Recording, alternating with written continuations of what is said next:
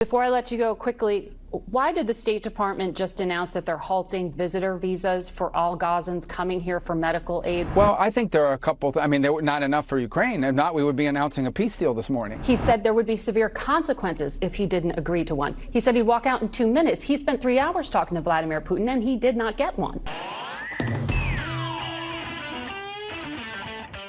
I want to hop into a few clips of Marco Rubio on Face the Nation desperately attempting to defend the failed Trump administration. So if you can, leave us a like on the video, take a second, it helps us out a ton, and let's get right to the discussion. Before I let you go quickly, why did the State Department just announce that they're halting visitor visas for all Gazans coming here for medical aid? Why would some of these kids, for example, who are coming to hospitals for treatment be a threat?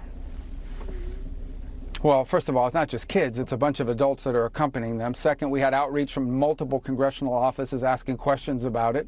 And so we're going to reevaluate how those visas are being granted, not just to the children, but how those visas are being granted to the people who are accompanying them. And by the way, to some of the organizations that are facilitating it. So we have to start with this right here to compare with what Marco Rubio is saying. And with this horrendously disgusting action, Trump massively trying to cap refugee numbers, something illegal in international law. Mind you, asylum is also protected under U.S. law. Mind you, but he now has a focus on the white South Africans. I wonder why that is. He, of course, tries to justify it with genocide. He just cares about genocide, and he wants to save anyone suffering from that, right? And it's a claim about as false as his booming economy. Meanwhile, here is people, children, experiencing actual genocide. Over 60,000 killed in under 2 years. Starvation is running rampant. Famine, there's a high famine risk. Over 80% of Gaza is destroyed. Millions displaced. They're having an average of 1 toilet for 4,000 people. And Trump is now blocking children from coming here and receiving medical aid. Anyone still supporting this blatant racism, trying to defend it as anything but what it is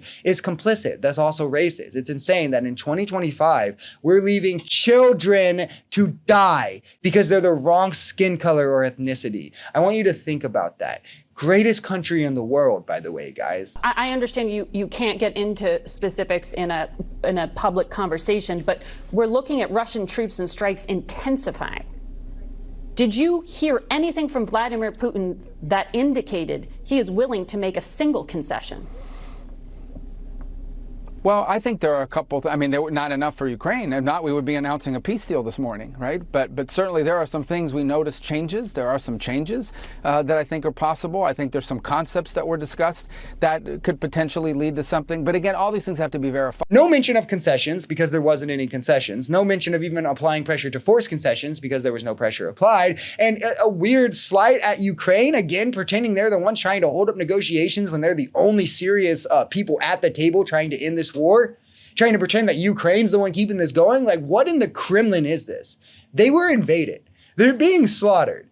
Russia has launched the largest attacks in this entire conflict recently under Donald Trump. But when you have MAGA as the pro-Russia party in America, what can we expect? They helped elect their daddy Trump. They're forever in debt to Russia. Russia is never going to concede to an ununified threat. This is how geopolitics works, peace through unity and strength. This is why more progress was made under Biden, which I'm not saying it was solved. I mean, they invaded further into Ukraine under Biden. I think we should have leaned further in. I think that even prior to that, a lot of it could be blamed on Trump for allowing the fighting to happen in the Donetsk and the Donbass the entire time of his presidency, and to just signal, I'm not really going to do anything, and then threaten Ukraine and say, I'll withhold aid. I think there's a lot that goes under discussed in what motivated Russia to invade Crimea. But if we leaned further into unity, I think it would have been quelled.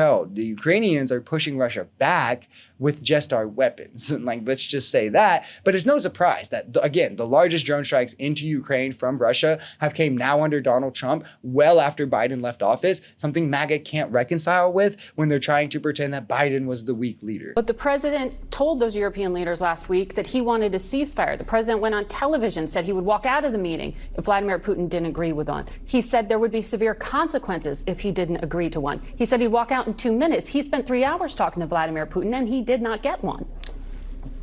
So So there's some because mixed obviously messages. things happened during that meeting. Well, because obviously look, our goal here is not to stage some production for the world to say, oh, how dramatic, he walked out. Our goal here is to have a peace agreement. It's because Republicans only start wars. They don't know how to end them. Trump himself only knows how to escalate conflict. He did it in his first term. He's doing it here. I will never get over the fact that MAGA fell for it this hard, though. Like, this should have been one that was easier to realize that you're being lied to. He's really going to solve these conflicts on day one, guys. Like, what conflict did he end in his first term? Name any conflict, right? They all pretended Trump was the key to solving this, that he would truly do it in no time, only for every single conflict to now be escalated. Like, if it wasn't war, it would be hilarious how wrong these people were and still expect to be taken serious. It's almost like eerily similar to what happened in his first term, where he didn't start conflicts. Yeah, because we were already in a multitude of them, and you just escalated every single one of them, dropping the largest bomb on Afghanistan in his first term, now preemptively striking Iran, a country that posed no threat to us. But hey, what do I know? It's the art of the deal, right, guys?